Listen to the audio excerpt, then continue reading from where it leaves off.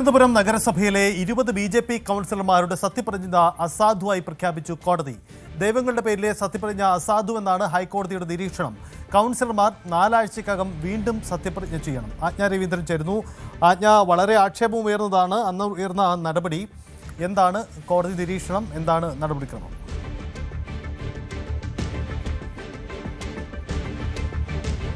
സത്യത്തിൽ പ്രധാനമായും ഈ കൗൺസിലർമാർ സത്യപ്രതിജ്ഞ ചെയ്ത രീതിക്കെതിരെയാണ് കോടതിയിൽ ഹർജി എത്തിയത്. അതിനെയാണ് കോടതി വിമർശിച്ചിരിക്കുന്നതും. എന്തായാലും നിലവിൽ കൗൺസിലർമാരുടെ അംഗത്വം അസാധുവാക്കുന്ന രീതിയിലേക്കല്ല പോയിട്ടുള്ളത്. 4 ആഴ്ചയ്ക്കകം വീണ്ടും സത്യപ്രതിജ്ഞ ചെയ്താൽ മാത്രമേ അവർക്ക് കൗൺസിലർമാരായി തുടരാൻ കഴിയുകയുള്ളൂ. അതേസമയം നിയമപ്രകാരമുള്ള സത്യവാചകത്തിൽ മാറ്റം വരുത്തി, അവർക്ക് തോന്നുന്ന തരത്തിലുള്ള മാറ്റം വരുത്തി സത്യപ്രതിജ്ഞ ചൊല്ലാൻ കഴിയില്ല എന്ന് തന്നെയാണ് കോടതി ചൂണ്ടിക്കാട്ടിയത്.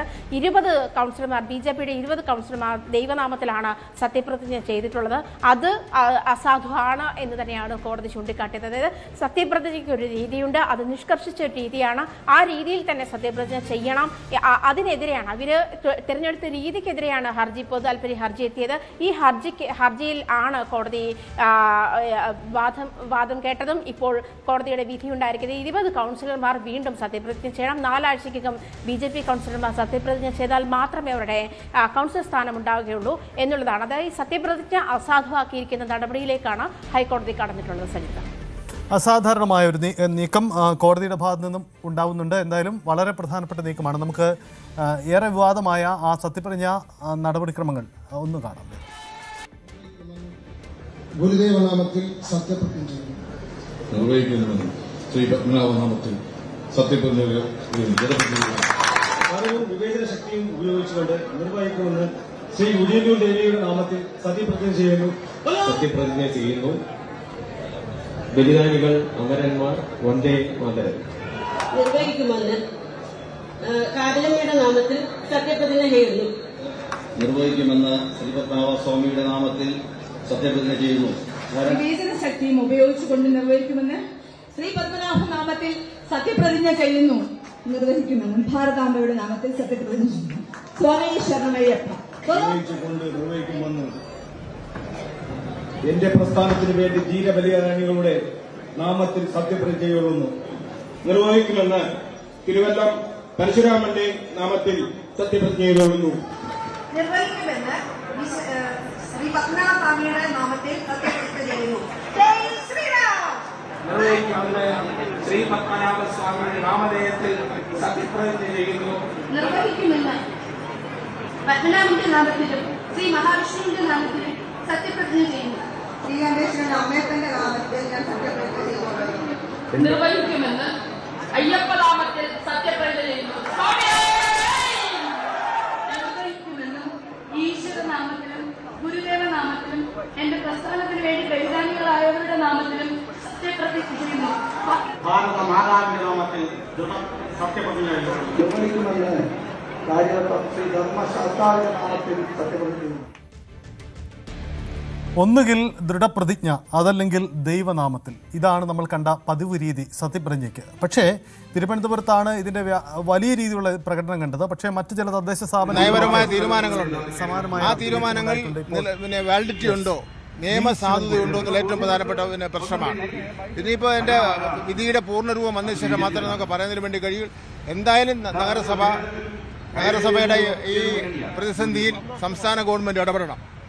സംസ്ഥാന ഗവൺമെൻറ് ഇടപെട്ട ശേഷം കാപ്പ കേസിലെ പ്രതിയെ രക്ഷപ്പെടുന്നതിന് വേണ്ടി മുനിസിപ്പൽ ആക്ടിനെ ലംഘിച്ചുകൊണ്ട് ലംഘിച്ചുകൊണ്ട് കൗൺസിൽ യോഗം വിളിക്കാതെ നീട്ടിക്കൊണ്ട് എന്തായാലും വി ശിവൻകുട്ടിയാണ് ഈ വിഷയത്തിൽ പ്രതികരിച്ചത്. അദ്ദേഹത്തിന്റെ പ്രതികരണം കൂടിയാണ് നമ്മൾ കേട്ടത്. എന്തായാലും ഒരു കാര്യം വ്യക്തമാണ്, ദൃഢപ്രതിജ്ഞ അല്ലെങ്കിൽ ദൈവനാമത്തിൽ, ഇതാണ് നമ്മുടെ സത്യപ്രതിജ്ഞയുടെ പൊതുരീതി.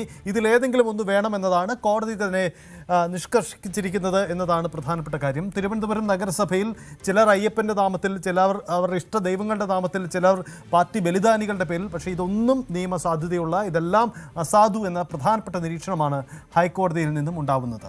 ഡാൻ കുര്യൻ നമുക്കൊപ്പം ചേരുന്നുണ്ട്. ഡാൻ, കോടതിയുടെ നിരീക്ഷണം ഇവരുടെ ആരുടെയും അംഗത്വം റദ്ദാക്കപ്പെടുന്നില്ല, പക്ഷേ വീണ്ടും സത്യവാചകം ചൊല്ലണം എന്നതാണ് പ്രധാനപ്പെട്ട കാര്യം.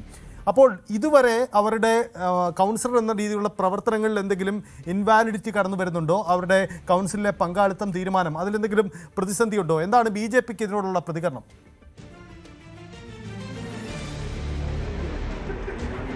BJPയുടെ പ്രതികരണം അല്പസമയത്തിനകം മേയർ VV രാജേഷ് തന്നെ വ്യക്തമാക്കും. അദ്ദേഹത്തോടൊപ്പമുള്ള മുതിർന്ന കൗൺസിൽ അംഗങ്ങളുമായി അദ്ദേഹത്തിൻ്റെ ഓഫീസ് മുറിയിൽ വിശദമായ ചർച്ചകൾ നടത്തിക്കൊണ്ടിരിക്കുകയാണ്. ഏത് തരത്തിലായിരിക്കണം തുടർ നടപടികളെന്ന് മാധ്യമങ്ങളോട് പ്രതികരിക്കുന്നതിന് വേണ്ടി. ഇതൊരു ഇരട്ട പ്രഹരമായി മാറിയിരിക്കുന്നത്. ഇതിനോടകം തന്നെ നഗരസഭാ കവാടത്തിന് മുൻപിൽ കൗൺസിലർ സുഗതനെ പുറത്താക്കണമെന്ന് ആവശ്യപ്പെട്ടുകൊണ്ട് LDFന്റെ റിലേ സത്യാഗ്രഹം നടന്നുകൊണ്ടിരിക്കുകയാണ്. അതിന് പിന്നാലെയാണ് അടിയന്തര കൗൺസിൽ യോഗം വിളിച്ചു ചേർക്കണമെന്ന് ആവശ്യപ്പെട്ട് UDFന്റെ കൗൺസിൽ അംഗങ്ങൾ കഴിഞ്ഞ ദിവസം നഗരസഭാ സെക്രട്ടറിക്ക് കത്ത് നൽകിയത്. അതിന് പിന്നാലെയാണ് ഹൈക്കോടതിയുടെ ഭാഗത്തു നിന്ന് വളരെ അപ്രതീക്ഷിതമായി കൗൺസിലർമാർക്ക് അല്ലെങ്കിൽ തിരുവനന്തപുരം നഗരസഭയ്ക്ക് BJPക്ക് തിരിച്ചടി ഉണ്ടാകുന്ന ഒരു പരാമർശങ്ങൾ ഇപ്പോൾ ഉണ്ടായിരിക്കുന്നത്. അങ്ങനെയെങ്കിൽ ഈ കൗൺസിലർമാർ, അതായത് ഇപ്പോൾ അയോഗ്യരാക്കപ്പെട്ട 20 കൗൺസിലർമാർ ഇരിക്കെ എടുത്ത തീരുമാനങ്ങളുള്ള കൗൺസിൽ യോഗമുണ്ട്. ആ കൗൺസിൽ യോഗത്തിലെ തീരുമാനങ്ങൾക്ക് സാധുത നഷ്ടപ്പെടുമോ എന്നൊരു സ്വാഭാവികമായ ചോദ്യം ഉയരും. അവിടെയാണ് ഇത് ഒരു നിയമപ്രശ്നങ്ങളിലേക്ക് വഴിവെക്കുന്ന ഒരു സാഹചര്യം ഉണ്ടായിരിക്കുന്നത്.